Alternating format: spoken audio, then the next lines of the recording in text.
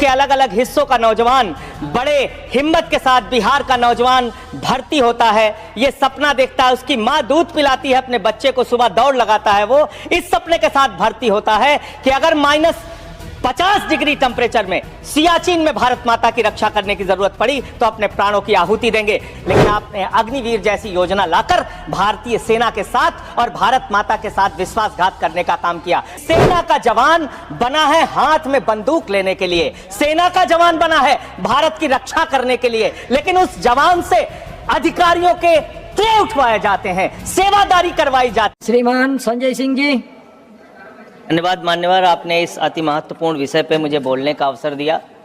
मान्यवर, भारतीय सेना देश का गौरव है।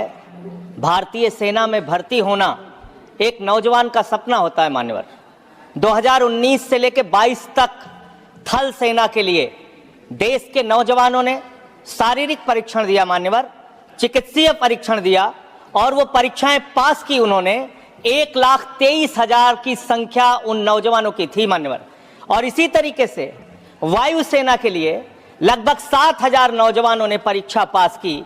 लेकिन बड़े अफसोस के साथ आपके माध्यम से इस सरकार को बताना चाहता हूं कि आज वो नौजवान अवसाद में हैं, निराशा में हैं, पीड़ा में हैं, दुख में हैं कि उनको आज तक सेना में भर्ती का अंतिम जो भर्ती के लिए उनको चिट्ठी मिलनी चाहिए, उस चिट्ठी की प्रतीक्षा कर रहे हैं। मान्यवर, भारतीय सेना में हरियाणा का नौजवान, राजस्थान का नौजवान, उत्तर प्रदेश हो, पंजाब हो, देश के अलग अलग हिस्सों का नौजवान बड़े हिम्मत के साथ बिहार का नौजवान भर्ती होता है, ये सपना देखता है, उसकी माँ दूध पिलाती है अपने बच्चे को, सुबह दौड़ लगाता है, वो इस सपने के साथ भर्ती होता है कि अगर -50 डिग्री टेम्परेचर में सियाचिन में भारत माता की रक्षा करने की जरूरत पड़ी तो अपने प्राणों की आहुति देंगे।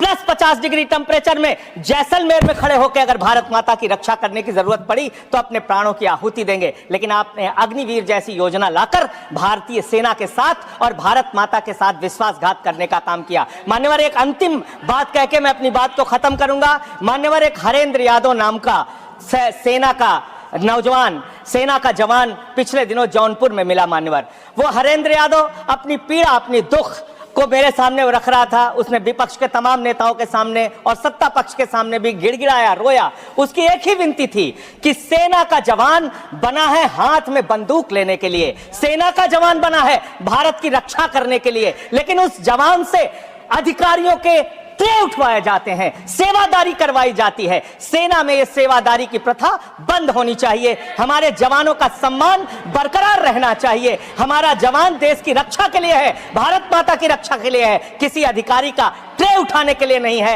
हाथ में बंदूक उठाने के लिए है, दुश्मनों से लड़ने के लिए है। ये मैं हरेंद्र यादव की पीड़ा भी आपके माध्यम से सरकार तक पहुंचाना चाहता हूं और निवेदन करना चाहता हूं मान्यवर कि जिस भर्ती पर आपने रोक लगाई है सारी परीक्षा पूर्ण करने के बावजूद, उनको ज्वाइनिंग का लेटर दीजिए। उन नौजवानों को कम से कम जिनकी सारी परीक्षाएं आपने पूरी कर ली है, उन नौजवानों की भर्ती कीजिए।